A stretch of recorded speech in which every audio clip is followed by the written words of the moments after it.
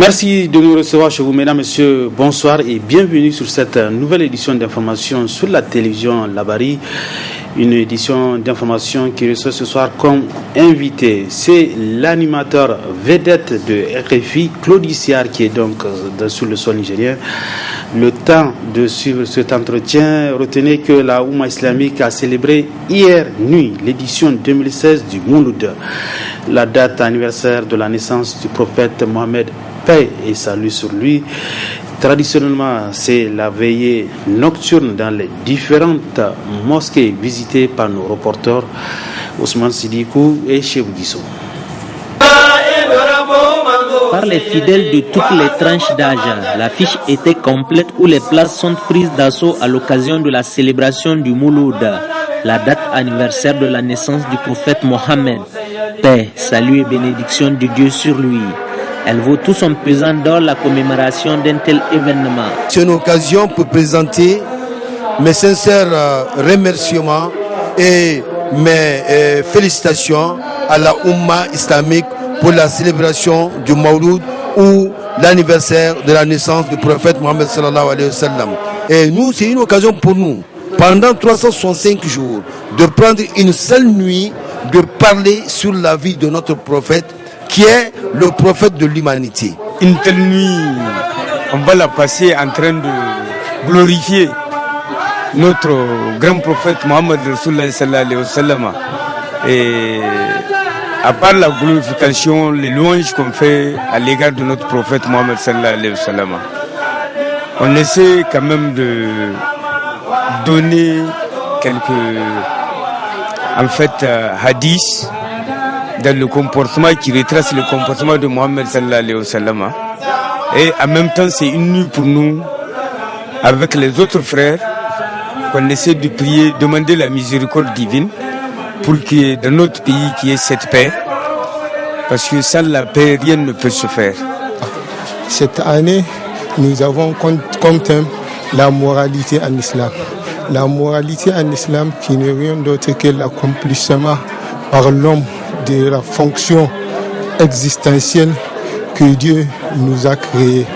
Donc pour cela, nous sommes obligés de rappeler et de sensibiliser aux musulmans ce qu'un musulman doit se comporter à travers l'exemple et modèle de notre prophète sallallahu alayhi wa sallam. Célébrer dans la communion des cœurs et des esprits dans une certaine ferveur religieuse. Tout cela se appelle à la Oumma islamique, l'idéal étant commun. Quand on parle du prophète, on parle vraiment de l'union de forces, l'union de cœur, et on parle de la Oumma islamique, sans distinction.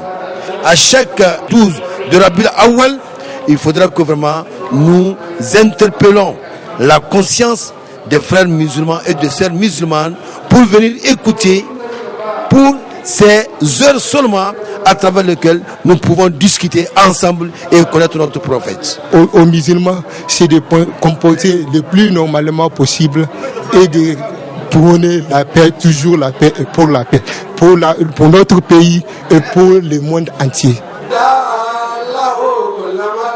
Tout au long de la nuit, que de louanges à Allah subhanahu wa ta'ala et son prophète bien-aimé Mohammed sallallahu alayhi wa sallam.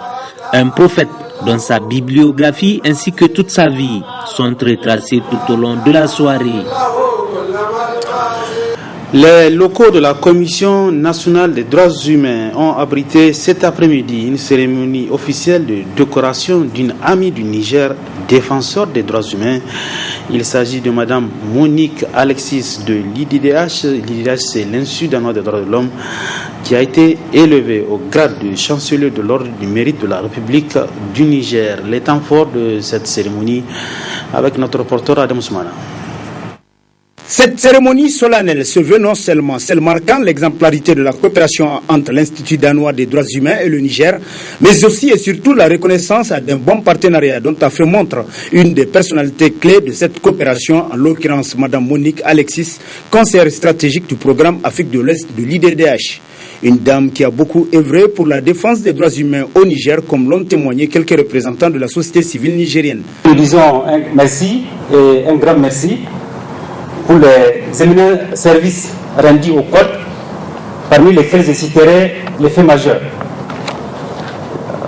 Le premier acte qui mérite d'être souligné ici, c'est grâce à l'appui technique et financier du LIDDH, c'est l'élaboration et la publication de 2 rapports généraux sur la période 2011-2012, 2012-2013, qui posent la situation générale des droits de l'homme au Niger.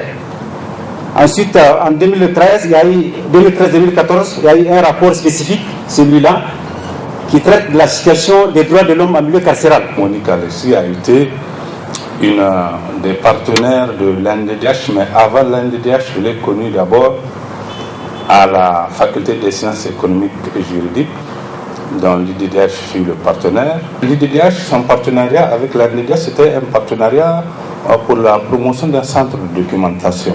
Abondant dans le même sens, le président de la Commission nationale des droits humains, tout comme le ministre de l'Intérieur, n'ont pas tari d'éloge à l'égard de cette vaillante dame. Monique cache en vous une personnalité exceptionnelle, battante, discrète, ouverte à toute réflexion dans la recherche du partenariat et de son développement. Le succès engrangé avec les différents partenaires rapporté par certains acteurs est lié avant tout à vos capacités de prise en compte des réalités du terrain de façon dynamique. Moi aussi, d'une certaine façon, madame, comme vous le savez, j'ai mes raisons personnelles d'être heureux de pouvoir procéder à cette cérémonie. Je suis attaché à la coopération avec le Danemark, qui est votre autre pays après le Niger et peut-être avant la France désormais. Puis vint le moment tant attendu, objet de la présente rencontre, qu'est la décoration de Monique Alexis au rang de chancelier de l'ordre de mérite de la République du Niger. Une distinction qui est allée droit au cœur de la récipiendaire. Vraiment, je suis très touchée de votre présence ici, à tous. Et vraiment, je remercie beaucoup d'abord le président de la République nigérienne, le gouvernement. Je remercie la Commission nationale des droits de l'homme. Notant qu'auparavant, c'était le collectif des organisations de défense des droits humains et de la démocratie CODE en abrégé qui a remis un témoignage de satisfaction à Monique Alexis pour tout son appui à leur collectif. La cérémonie a été ensuite couronnée par une remise du cadeau de la Commission nationale des droits humains, une photo de famille et une collation. Et nous en venons à notre invité de ce soir. Il s'appelle Claudie Siard, le grand animateur de la grande radio mondiale RFI. Claudie, bonsoir. Bonsoir et bien arrivé. Merci en tout cas de me recevoir. Très Alors, honoré. Claudie Siard, première question, peut-on savoir l'objet de votre séjour sur le sol nigérien? Alors c'est annoncé à grand renfort de publicité à travers les panneaux, que ce soit à Dosso ou à Niamey. Nous sommes là pour enregistrer des émissions en public et rendre compte du foisonnement de talents du Niger à travers ces artistes. Et ces artistes musiciens, chanteurs, chanteuses, instrumentistes, eh bien, ce sont les identités du Niger que nous allons mettre en exergue, en lumière, et cela durant une semaine sur RFI, parce qu'on parle souvent du Niger en termes parfois négatifs, où on parle de l'uranium, on parle de choses comme ça, et on ne parle pas de ce qui marche, de ce qui va, et surtout de cette force extraordinaire de l'identité, je devrais même dire des identités qui composent l'identité nigérienne. Et c'est ce que nous allons faire dans Couleur Tropicale. Donc, ce jeudi à Dosso, à 19h, à la Maison des Jeunes de Garbaloga, et puis à Niamey, au Palais des Congrès, vendredi à 19h. C'est un grand moment, c'est un show gratuit, déjà. C'est ouvert à tout le monde? C'est ouvert à tous. C'est important de venir participer à cela et de rendre compte de cette ferveur qu'il y a au Niger, aux côtés des artistes. Claudie, c'est votre 4e séjour au Niger? Oui, exactement, bravo. Et quelle idée vous gardez de ce beau pays? Ah mais moi Alors je vais dire quelque chose qui va peut-être vous choquer, qui va peut-être choquer les téléspectateurs, mais je pense que vous, Nigériens, vous ne vous rendez pas compte de l'extraordinaire talent qu'il y a dans ce pays. Et je parle évidemment des artistes musiciens. Moi, lorsque j'écoute des choses, des compositions, ça me transporte. Je me dis, mais il y a quelque chose à faire. Donc, que font les Nigériens autour de ces talents-là? N'oubliez jamais que de mettre en avant la culture, c'est mettre en avant l'identité, c'est donner de l'énergie, et dans tous les domaines, aux habitants d'un pays. Donc, je le dis, moi je vois des choses que vous ne voyez pas. Et donc je suis là, moi je choisis les pays où je vais, donc je suis là pour justement mettre en valeur et en avant tout ça. Soyez conscients de ça, il va falloir écouter Couleur Tropicale pour comprendre, mais moi je suis là à la fois pour ces artistes-là, mais pour faire autre chose. Par exemple, je suis en France ambassadeur de la lutte contre la drépanocytose. Et je sais qu'au Niger, la drépanocytose fait des ravages. Et je sais que la première dame, Madame Lala Malika Issoufou, est engagée dans ce combat-là également. Donc il y a des choses à faire ensemble. Claudie, changeons un peu de registre, on va parler de l'actualité sur le continent. Vous suivez bien cette situation politique qui prévaut en Afrique, notamment en Gambie, le Ghana à l'issue de ces élections ou quand même présidentielles dans ces deux pays.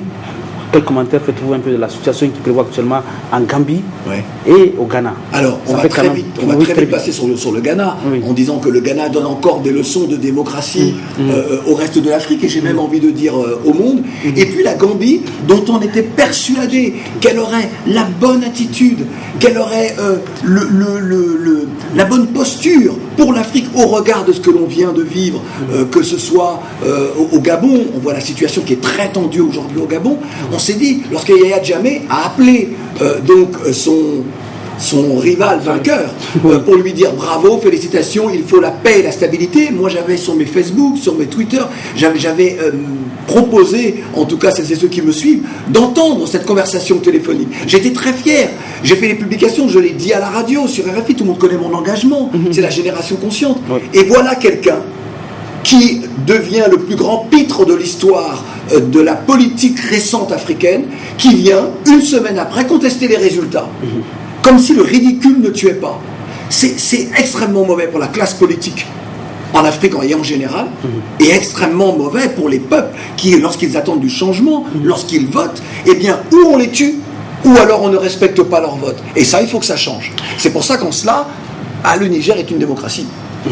Alors, dans cette situation, vous avez un concept, c'est cette génération, vous dites, consciente. Oui. C'est quoi réellement ce concept-là? Qu'est-ce que cette génération peut faire face à des situations comme ça? Moi, je suis un Africain de la Caraïbe. L'histoire de mes parents, de mes aïeux, de mes ancêtres, c'est la déportation, c'est l'esclavage. Je suis donc moi un descendant d'esclaves. Nous avons connu également la colonisation, tout comme le continent.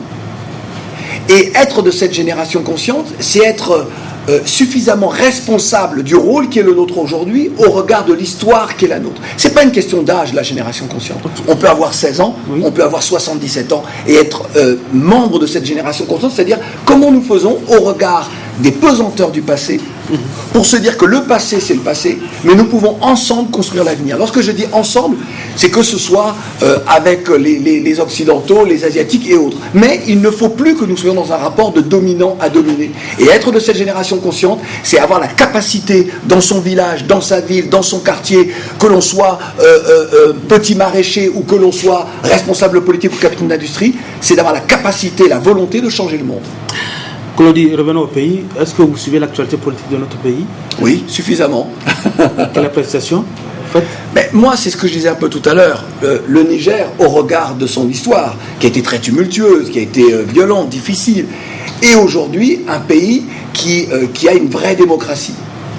À côté de cela, comme dans n'importe quel pays du monde, vous avez aussi les difficultés. Les difficultés inhérentes à la pauvreté, aux problèmes d'éducation, aux problèmes d'industrialisation, parce que c'est bien de cela dont il est question, d'infrastructures, comme certains disent, même si je fais partie des gens qui pensent que le plus gros des investissements doit être sur l'éducation. Les infrastructures, pour moi, elles ne sont pas secondaires, mais viennent après. Je prends souvent l'exemple de la Corée du Sud. La Corée du Sud, au début des années 70, c'est un pays qui est aussi pauvre que le Burkina Faso. Regardez, aujourd'hui, c'est un des pays qui dispose le plus de cash à travers le monde et un pays qui, en termes de technologie, est exceptionnel. La Corée du Sud n'a pas de bauxite, de coltan, d'uranium, de pétrole et tout cela. Mais ils ont misé sur quelque chose, sur l'éducation. la première des matières premières d'un pays, c'est l'intelligence. L'intelligence des habitants, l'intelligence des individus qui composent la population. Et c'est pour ça que l'éducation est importante. Il faut éduquer et se dire que dans 25 ou 30 ans, eh bien, il y aura un tel niveau d'éducation que les jeunes vont peut-être créer les choses qui vont révolutionner l'humanité, révolutionner le monde. Mais ça passe par l'éducation, par le savoir distillé à tous. Claudie, autre situation politique, cette fois-ci c'est en France, un pays que vous venez. Non seulement François Hollande décide de ne pas se présenter aux élections présidentielles, et la situation après l'élection, cette décision de François qui a suscité quand même pas mal de polémiques et de débats. Il faut bien que chacun comprenne qu'aujourd'hui, la France, on parle souvent de l'Occident et de la crise économique, mais la vraie crise que traverse cette France, et depuis déjà une quinzaine d'années, c'est la crise identitaire. Voilà un pays qui a du mal à se regarder tel qu'il est. Et donc les différents présidents qui arrivent au pouvoir jouent parfois sur ces tensions communautaires qui existent réellement en France. Sarkozy l'a fait. En son temps, Jacques Chirac a joué, et il a connu, lui, les émeutes de 2005 et 2006, donc il a essayé d'ajuster un petit peu tout ça, et d'essayer d'avoir une société plus sensible au partage. Et puis, vous avez François Hollande, dont beaucoup pensaient qu'il allait changer les choses. Moi, je disais à mes amis, puisque vous n'êtes pas sans savoir que j'ai été délégué interministériel pour l'égalité des chances des Français d'outre-mer, donc un poste important en France, et je disais, mais ne pensez pas que la gauche arrivant au pouvoir, le racisme va disparaître, et les tensions vont disparaître. Et on a vu qu'elles se sont même exacerbées jusqu'à aller sur la déchéance de nationalité. Donc on voit bien qu'on a un problème. Et ma grande sœur, Christiane Taubira, a démissionné parce qu'elle ne pouvait plus accepter l'inacceptable. Et aujourd'hui, le vrai problème de la France, c'est ça. Et je pense que François Hollande, au regard de la situation, a eu raison de se retirer en tant qu'homme et en tant que responsable politique. Et puis le vrai problème, c'est que regardez, vous avez à droite François Fillon, que je connais un peu, et François Fillon, puisqu'au moment où j'étais délégué interministériel, lui était Premier ministre, et donc on est sur une droite conservatrice. Vous avez le Front National qui est là, avec des idées peut-être bien plus conservatrices encore, mais l'un et l'autre se comprennent. Vous avez quelqu'un comme Manuel Valls qui se déclare candidat, mais qui dans la réalité a fait partie de ceux qui ont créé des tensions au sein des communautés qui composent la France. Donc on est dans un pays aujourd'hui qui a une croisée des chemins. La situation est très délicate et je ne sais pas où nous allons, mais ce que je peux vous dire, c'est que tout le monde, beaucoup en tout cas sont en train de fourbir leurs armes pour se dire nous on va aller au combat et on doit gagner. Certains souhaitent aussi, certains de la communauté afro souhaitent que Marine Le Pen devienne présidente. Votre mot sur cette question d'actualité qui est sur toutes les lèvres, c'est la question migratoire. Que faire? Moi, vous savez, j'ai passé plusieurs nuits avec les migrants venus d'Afrique, venus aussi de Syrie, venus d'Afghanistan, à Paris, donc dans les quartiers populaires de Paris, pour distribuer de la nourriture, des vêtements, pour être à leur côté, pour les aider, pour faire ce que l'on peut faire, le peu que nous puissions faire. Et donc c'est quelque chose d'extrêmement délicat, compliqué, difficile, et qui n'est pas juste la responsabilité des pays d'Afrique aujourd'hui. C'est la responsabilité également de l'Europe. Si l'Europe, l'Occident, les anciennes puissances coloniales n'avaient pas juste, durant des décennies, juste exploité les matières premières des pays, privant tous ces pays d'une industrialisation nécessaire au développement, on n'en serait pas là aujourd'hui. Et donc, on voit bien que nous devons avoir le sens, là encore, des responsabilités pour pouvoir travailler. Je souhaite et je regrette en tout cas que bon nombre d'États, de pays d'Afrique concernés ne travaillent pas suffisamment sur cela et parfois fassent comme si ça n'existait pas. Il faut une vraie politique volontariste, il faut de la communication pour expliquer à ces jeunes que partir, ce n'est pas aller vers un ailleurs meilleur, même si c'est ce qu'ils cherchent, mais c'est aller vers de plus grandes désillusions encore. Il faut quand même savoir que des jeunes partent, se font tuer dans le désert, des femmes se font violer dans le désert, des enfants. Des gens meurent en mer. Moi j'ai parlé avec un homme qui avait perdu sa femme et un de ses bébés en mer et il lui restait 2 enfants qui avaient 5 ans et 8 ans. Et il était là dans un plus grand désespoir, là sur les trottoirs de Paris. Et ce sont d'autres migrants qui lui ont donné une couverture et une tente. Vous ne pouvez pas imaginer ce que c'est. Et d'un autre côté, ces jeunes-là, moi je les respecte. Vous savez pourquoi je les respecte? Parce que ce sont des jeunes courageux, ce sont des jeunes qui ont justement la détermination. Et cette énergie-là extraordinaire, il faut la garder au pays. Et il faut leur donner les possibilités de rester au pays. Et avec certains, nous sommes en train de travailler justement sur un projet pour faire en sorte que les jeunes restent. Claudie, pour finir, votre agenda au Niger? Mon agenda au Niger, c'est évidemment à Dosso, ce jeudi 15 décembre à 19h à la Maison des Jeunes de Garba-Loga,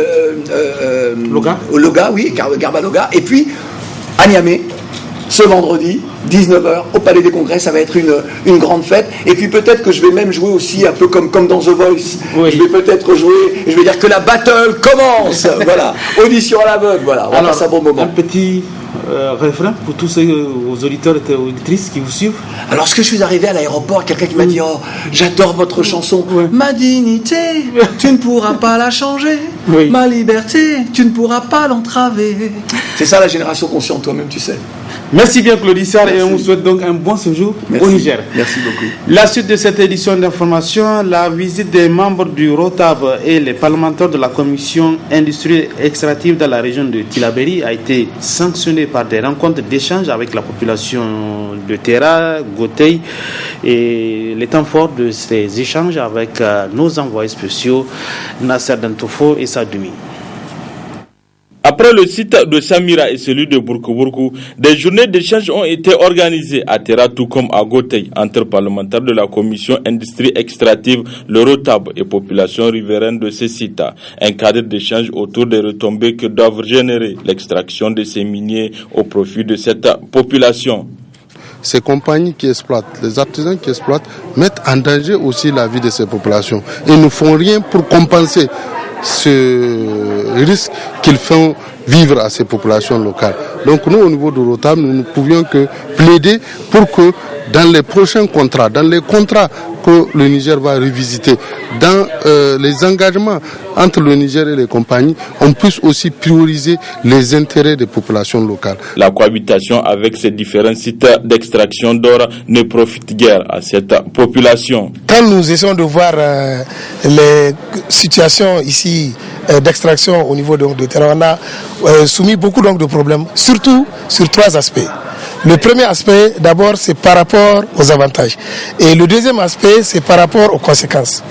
Nous avons donc parlé donc d'une situation qui est générale sur le plan national, c'est où va l'argent, en tout cas les richesses, où vont les richesses donc de l'or. Moi, je ne vois pas de manière palpable les bénéfices que la commune tire donc de l'exploitation que ces sociétés opèrent donc dans la zone. Qui dit exploitation de l'or parle de problèmes aussi, les problèmes sociaux. Vous avez un certain nombre de problèmes qui se résument aux problèmes environnementaux, mais environnementaux et problèmes de santé. Et aussi un problème d'éducation. Parce qu'aujourd'hui, en dehors de ces problèmes environnementaux, on observe au niveau de la population qui sont sur les sites un certain nombre de problèmes dans la santé. Une situation à laquelle le parlementaire de la commission industrie extractive prône une équité sociale. La première inquiétude, j'allais dire, est relative aux redevances que l'État doit payer aux différentes communes bénéficiaires, des régions bénéficiaires. Ça, nous avons pris acte. Et une fois retournés à la fin de notre mission, nous allons voir en collaboration avec effectivement l'État comment ce problème peut avoir un début de solution. Deuxièmement, nous avions compris qu'il y a un problème au niveau des sites artisanaux, l'utilisation du cyanure, alors que même son exportation est interdite au plan national. La région de Tillabéri regorge d'importants gisements en or exploités de façon artisanale et industrielle.